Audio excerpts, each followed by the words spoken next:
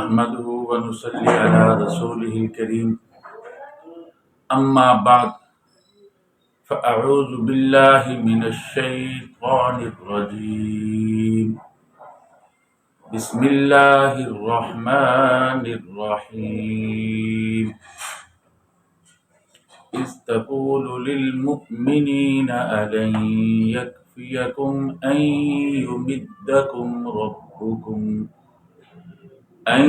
يمدكم ربكم ب3,000 من الملائكة منزلين بلى إن تصبروا وتتقوا ويأتوكم من فورهم هذا يمددكم ربكم ب5,000 من الملائكة مسومين وما جعله الله إلا بشرى لكم ولتطمئن قلوبكم به وما النصر إلا من عند الله العزيز الحكيم ليقطع طرفا من الذين كفروا أو يكبتهم فينقلبوا خائبين ليس لك من الأمر شيء أو يتوب عليهم أو يعذبهم فإنهم ظالمون لله ما في السماوات وما في الأرض يغفر لمن يشاء ويعذب من يشاء والله غفور رحیم صدق اللہ العظیم۔ ان آیت مبارکہ کے اندر اللہ رب العزت نے بدر کے دن مسلمانوں کی جو مدد کی تھی اس کا تذکرہ فرمایا ہے، اس کو یاد دلا کر فرمایا کہ جس طرح تم نے وہاں صبر کیا تھا، اللہ رب العزت کی نافرمانی سے، رسول اللہ صلی اللہ علیہ وسلم کی نافرمانی سے بچتے رہے، اللہ رب العزت نے فرشتے بھیج کر تمہاری مدد کی، اور غزوہ احد کے اندر بھی اگر تم صبر اختیار کرو گے، تقوی اختیار کرو گے، تو اللہ رب العزت تمہاری اسی طرح مدد کریں گے جس طرح غزوہ بدر میں مدد کی تھی۔ چنانچہ غزوہ بدر کے اندر اللہ رب العزت نے سورۃ الانفال میں فرمایا استستغیثون ربکم فاستجاب لکم انی ممدکم ب1000 من الملائکۃ مردفین۔ تم اپنے رب سے مدد مانگ رہے تھے تو اللہ رب العزت نے فرمایا تھا کہ میں 1000 فرشتوں کو بھیجوں گا، اور پھر اللہ رب العزت نے مدد بڑھا دی۔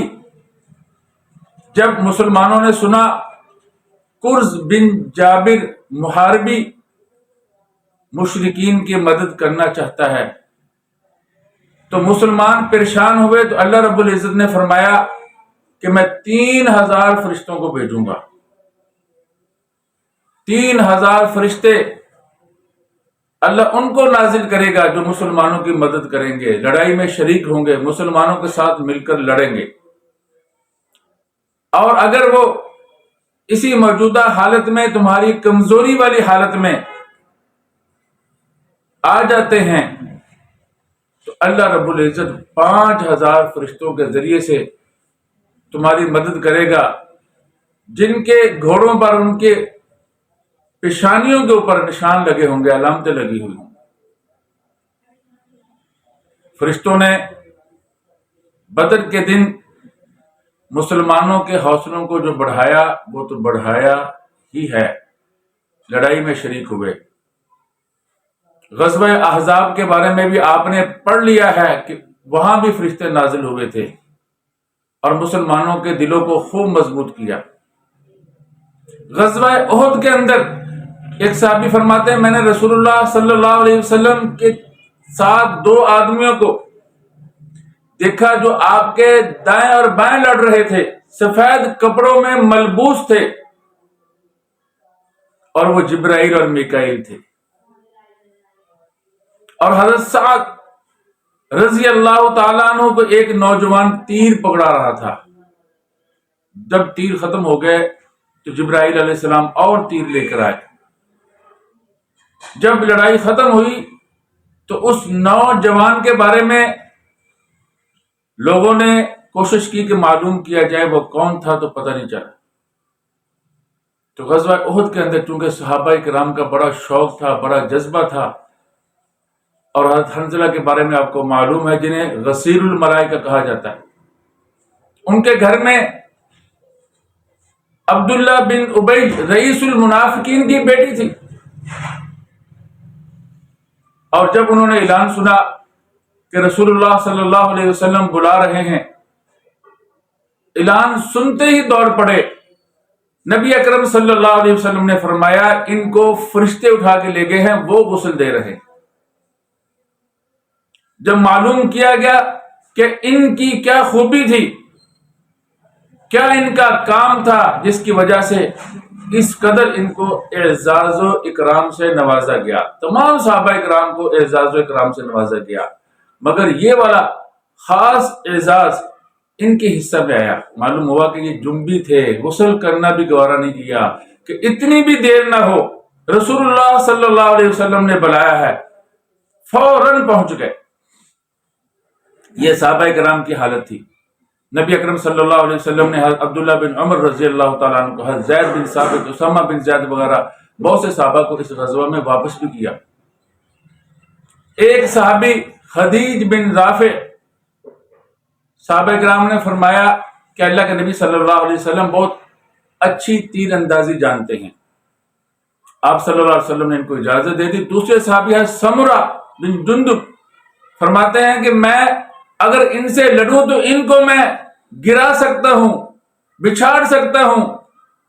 اللہ کے نبی صلی اللہ علیہ وسلم نے جب ان کا یہ جذبہ دیکھا تو ان کو بھی اجازت دے دی۔ یہ بچوں کے جذبات تھے، آپ اندازہ نہیں کر سکتے صحابہ کرام رضوان اللہ تعالی علیہم اجمعین کے دل میں کیا جذبات تھے، تحریر میں نہیں لایا جا سکتا۔ جو صحابی اللہ کے نبی صلی اللہ علیہ وسلم کے سامنے اپنی جان دے دیتا، اس سے بڑی کوئی سعادت نہیں سمجھی جاتی۔ اپنا مال جو گھر میں پڑا ہے وہ اتنا صحابہ کو زیادہ محبوب نہ ہوتا جتنا رسول اللہ صلی اللہ علیہ وسلم کے سامنے پیش کر دینا محبوب تھا۔ تو لوگوں نے صحابہ اکرام کے حالات کو پڑھا ہی نہیں ہے، اسی لیے شکوک و شبہات پیدا کرتے ہیں، اور یہ اتنے خطرناک شکوک و شبہات ہے، یا یہ فعل اتنا خطرناک ہے کہ پورا کا پورا دین اس کی بنیادوں کو ہلا سکتا ہے۔ اس لیے اللہ رب العزت ایسے شریر لوگوں سے ہمیں اپنی پناہ میں رکھے۔ یہ صحابہ کرام ہی تو تھے کہ اللہ ان سے وعدہ فرما رہا ہے۔ کیوں فرما رہا ہے؟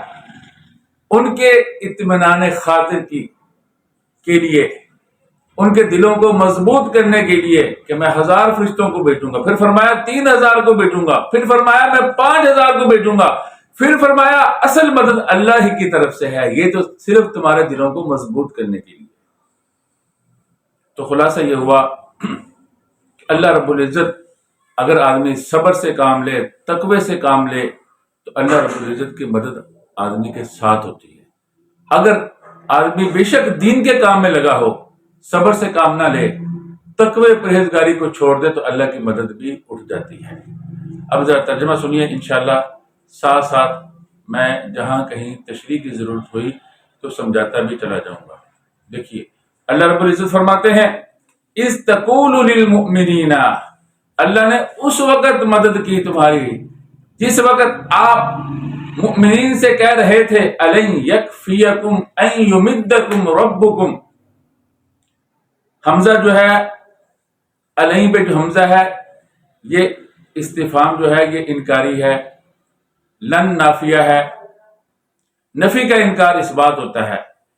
فرما رہے ہیں کیا کافی نہیں ہے تمہیں کہ تمہارا رب تمہاری مدد کرے بثلاثۃ آلاف من الملائکۃ، 3000 فرشتوں کے ساتھ جو اتارے جائیں، یعنی یہ بالکل کافی ہے۔ آگے فرمایا بلا کیوں نہیں، یعنی یہ کافی ہے، ان تصبروا اگر تم صبر کرو گے، وتتقوا اور پرہیزگاری اختیار کرو گے، وَيَأْتُوكُم مِّن فَوْرِهِمْ اور وہ تمہارے پاس اسی حالت میں آ گئے۔ فور یہ فارت القدر سے ہے، ہڈی کا ابلنا، جوش مارنا، یہ کنایا ہوتا ہے سرعت سے، اور موجودہ حالت کے لیے بولا جاتا ہے۔ بعض علماء نے فرمایا من غضبہم، اپنے اسی اشتعال، اسی غضب کو لے کر آئے جس کی وجہ وہ چوٹ جو بدر کے موقع پر ان پہ پڑی تھی، وہ مار جو بدر کے موقع پر ان پہ پڑی تھی، اس کا بدلہ لینے آئے تو اللہ فرشتوں کو تعداد بھی بڑھا دیں گے۔ من فورہم ھذا، اسی حالت میں آئے، یمددکم، ھذا کا تعلق پیچھے ہے، یمددکم تمہارا رب تمہاری مدد کرے گا 5000 فرشتوں کے ساتھ، مصومین، مصومین یہ تصویم سے ہے، نشان لگانا، نشان ڈالنا، یعنی وہ فرشتے ایسے ہوں گے جن کے نشان لگے ہوئے ہوں گے۔ چنانچہ بدر کے دن فرشتوں کے گھوڑوں کے پیشانیوں کے اوپر بھی نشان تھے، ان کے پاؤں پر بھی تھے، فرشتوں کی پگڑیوں پر بھی۔ بعض علماء نے فرمایا یہ لفظ اسامہ سے ہے، لٹکانا، یعنی انہوں نے اپنی پگڑیاں پیچھے کی طرف لٹکائی ہوئی تھی، پگڑیوں کے جو پیچھے کپڑا ہوتا ہے وہ پیچھے پھینکا ہوا تھا اپنے کندھوں کے درمیان میں۔ تو فرشتے ایک عجیب شان کے ساتھ مسلمانوں کی مدد کے لیے حاضر ہوئے تھے۔ تو اب بھی فرشتے اگر مسلمان وہی اپنی حالت بنا لیں تو فرشتے اب بھی اتر سکتے ہیں، اور اللہ رب العزت کی مدد مسلمانوں کے ساتھ ہر وقت رہتی ہے جب وہ صبر اور تقوی کے دامن کو مضبوطی سے تھامے رکھتے ہیں۔ اگر اللہ رب العزت فرما رہے ہیں وما جعلہ اللہ الا بشرا لکم، نہیں بنایا اللہ نے اس کو مگر تمہارے لیے خوشخبری، یعنی اللہ رب العزت نے تمہیں تمہاری خوشخبری کے لیے، فتح کے لیے اللہ رب العزت نے یہ فرشتے نازل کیے ہیں تاکہ تمہارا دل خوش ہو جائے، تمہیں دل کے اندر اطمینان آ جائے، تمہارے دل مضبوط ہو جائیں۔ وگرنہ حقیقت یہ ہے، اللہ رب العزت فرماتے ہیں حقیقت یہ ہے اصل مدد جو ہے وہ اللہ کی طرف سے ہوتی ہے۔ وَمَن نَّصْرُ إِلَّا مِنْ عِنْدِ اللَّهِ الْعَزِيزِ الْحَكِيمِ، نہیں ہے مدد مگر اللہ کی طرف سے جو غالب بھی ہے، حکمت والا بھی۔ تو اللہ کو فرشتے نازل کرنے کی بھی ضرورت نہیں ہے، اصل مدد اللہ کی طرف سے ہے۔ فرشتوں کو نازل کرے تب بھی مدد کہاں سے آئے گی؟ اللہ کی طرف سے۔ نہ نازل کرے تو تب بھی مدد کہاں سے آئے گی؟ اللہ کی طرف سے۔ تو یہ تو اللہ نے تمہارے لیے خوشخبری کے لیے بنائے ہیں، تمہیں تاکہ فتح کی خوشخبری حاصل ہو، تمہارے دل مضبوط ہو جائیں۔ انسان کی فطرت ہے کہ انسان ظاہری چیزوں کو دیکھ کر زیادہ مطمئن ہو جاتا ہے۔ لِيَقْطَعَ طَرَفًا مِّنَ الَّذِينَ كَفَرُوا أَوْ يَكْبِتَهُمْ فَيَنْقَلِبُوا خَائِبِينَ، اللہ رب العزت نے تمہاری مدد کیوں کی؟ تاکہ کاٹ دے طرف، کافروں کی ایک طرف کو، اس سے مراد ہے جو بڑے لوگ ہوتے ہیں، جو سردار ہوتے ہیں، اس کے لیے ایک طرف کا لفظ بولا جاتا ہے جب اس کی نسبت کسی جماعت کی طرف کی جائے۔ طرف کہتے ہیں ویسے کنارے کو، جانب کو، تاکہ کاٹ دے کافروں کی ایک جماعت کو، یعنی ان کو ہلاک کر دے، ان کو برباد کر دے۔ او یکبتہم فینقلبوا خائبین، قبض کا معنی ہوتا ہے کہ سختی سے لٹا دینا، یا ان کو لٹا دے، سختی سے لٹا دینا، برباد کر دینا، دبا دینا، یا ان کو لٹا دے سختی کے ساتھ۔ فَيَنْقَلِبُوا خَائِبِينَ، وہ ناکام ہو کر لوٹ جائیں۔ او جو ہے یہ تردید کے لیے نہیں ہے، یہ نوعیت کے لیے ہے کہ بعض کو اللہ رب العزت نے ہلاک کر دیا اور جو باقی بچے تھے ان کو اللہ رب العزت نے خائب و خاسر بنا کر واپس لوٹا دیا، اپنے غیظ و غضب کے ساتھ واپس لوٹ گئے۔ لیس لک من الامر شیء او یتوب علیہم او یعذبہم فانہم ظالمون۔ روایات میں آتا ہے نبی اکرم صلی اللہ علیہ وسلم کے سامنے والے دانت بھی شہید ہو گئے، آپ صلی اللہ علیہ وسلم کا چہرہ انور بھی زخمی ہوا۔ آپ صلی اللہ علیہ وسلم فرما رہے تھے وہ قوم کیسے کامیاب ہو سکتی ہے جس نے اپنے نبی کو زخمی کیا اور نبی ان کو اللہ کی طرف بلا رہے ہیں۔ اور اسی طرح روایات میں آتا ہے نبی اکرم صلی اللہ علیہ وسلم نے نام لے لے کر ابو سفیان کا اور سہیل کا اور دوسرے جو کافر تھے نام لے لے کر ان پہ لعنت کی۔ اور روایات میں یہ بھی آتا ہے کہ کافروں نے اس غزوہ کے اندر مسلمانوں کا مسئلہ بھی کیا تھا، یعنی ناک کان اور اعضائے تناسل کاٹ دیے تھے۔ جب اللہ کے نبی صلی اللہ علیہ وسلم نے دیکھا، مسلمانوں نے دیکھا تو بہت صدمہ ہوا، اور اللہ کے نبی صلی اللہ علیہ وسلم نے فرمایا اللہ اگر ہمیں ان کے اوپر غلبہ دے گا تو ہم بھی ان کا مسئلہ کریں گے، اور ایسا مسئلہ کریں گے کہ کسی عرب نے کسی کا نہیں کیا ہو۔ اور 4 مہینے کے بعد سفر کی 4 تاریخ کو ایک انتہائی المناک واقعہ بھی پیش آیا تھا رال اور زکوان کا، کہ آپ صلی اللہ علیہ وسلم نے 70 قرہ بھیجے تھے۔ عامر بن طفیل اس نے ان 70 قرہ کا قتل کیا تھا۔ اللہ کے نبی صلی اللہ علیہ وسلم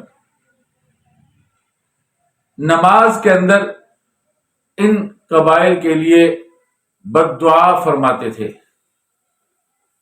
اللہ رب العزت نے یہ آیت مبارکہ نازل فرما کے بد دعا سے منع فرما دیا، فرمایا کہ آپ کا کام ہے ان کو ڈرانا، تبلیغ کرنا، عذاب دینا یا ان کو معاف کر دینا، یہ اللہ کے اختیار میں ہے۔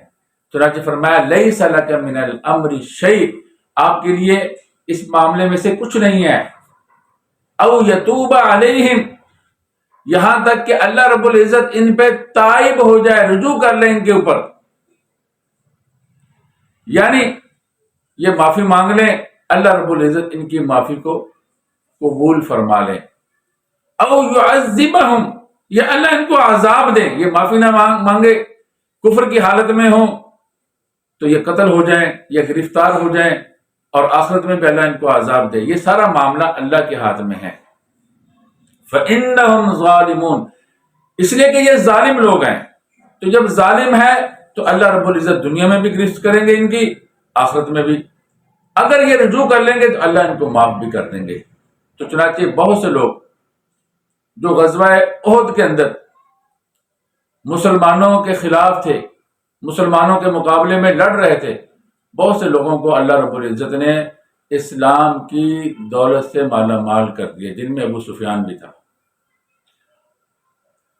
یہ جو او یتوب علیہم میں او ہے، یہ حتیٰ کے معنی میں ہے یا الا ان کے معنی میں ہے۔ اس کا عطف امر پر بھی ہو سکتا ہے، شے پر بھی ہو سکتا ہے۔ اس صورت میں مطلب وہی ہوگا جو میں نے بیان کر دیا۔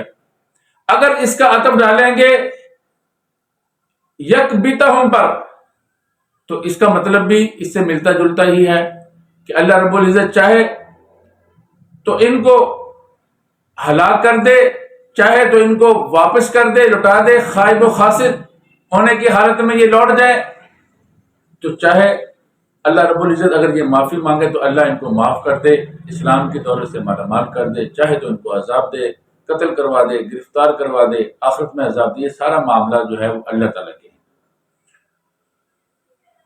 وَلِلَّهِ مَا فِي السَّمَاوَاتِ وَمَا فِي الْأَرْضِ، اللہ ہی کے لیے ہے جو کچھ آسمانوں میں ہے اور جو زمین میں ہے۔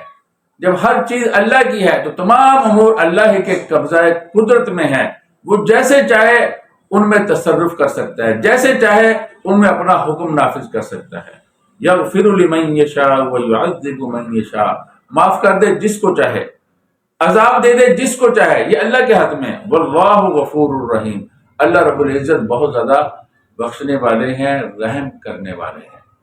اللہ رب العزت عزیز بھی ہے، حکیم بھی ہے، ایسے غالب ہے کہ ان کے اوپر کسی کا حکم نہیں چل سکتا. اللہ ہر چیز پہ غالب ہے، حکیم ہے، حکمت والے ہیں، ہر معاملے کو حکمت کے تحت کرتے ہیں، اور بخشنے والے بھی ہیں، رحم کرنے والے بھی ہیں. تو اس لیے جتنے بھی معاملات ہیں ان کے اندر جو اللہ رب العزت چاہتے ہیں، اللہ رب العزت اسی کے مطابق فیصلہ کرتے ہیں. نبی اکرم صلی اللہ علیہ وسلم کی جو ذمہ داری ہے وہ لوگوں کو دین حق پہنچا دینا، دین حق کی تبلیغ کرنا. باقی ہدایت دینا یا نہ دینا، ان کو تباہ و برباد کر دینا یا ان کو اسلام کی دولت سے مالا مال کر دینا، یہ سب کچھ اللہ رب العزت کے اختیار میں ہے. خلاصہ یہ ہوا کہ اللہ رب العزت جب چاہتے ہیں کسی کو ہدایت دے دیتے ہیں، جب چاہتے ہیں جو ہدایت یافتہ لوگ ہوتے ہیں اگر وہ نافرمانیاں کریں، گناہ کریں، تو اللہ رب العزت ان پر بھی اپنا عذاب نازل کر سکتے ہیں. تمام معاملات اللہ کے ہاتھ میں ہیں. اگر صبر اور تقوی اختیار کیا جائے تو اللہ کی مدد شامل حال رہتی ہے. اس لیے کوئی بھی معاملہ ہے، دین کا کوئی بھی امر ہے، تقوی اور صبر کا دامن مضبوطی سے تھامنا چاہیے. جب صبر اور تقوی اختیار کریں تو اللہ کی مدد ساتھ ہوتی ہے. اب دعا کیجئے اللہ رب العزت ہمیں بھی صبر اور تقوی والی جو اچھی صفات ہیں جن کا اللہ رب العزت نے تعریف کی ہیں، تمام مسلمانوں کو اپنانے کی، اختیار کرنے کی توفیق عطا فرمائے. دوسرے لفظوں میں نبی اکرم صلی اللہ علیہ وسلم کی سنت کے مطابق زندگی گزارنے کی توفیق عطا فرمائے. وآخر دعوانا ان الحمد للہ رب العالمین.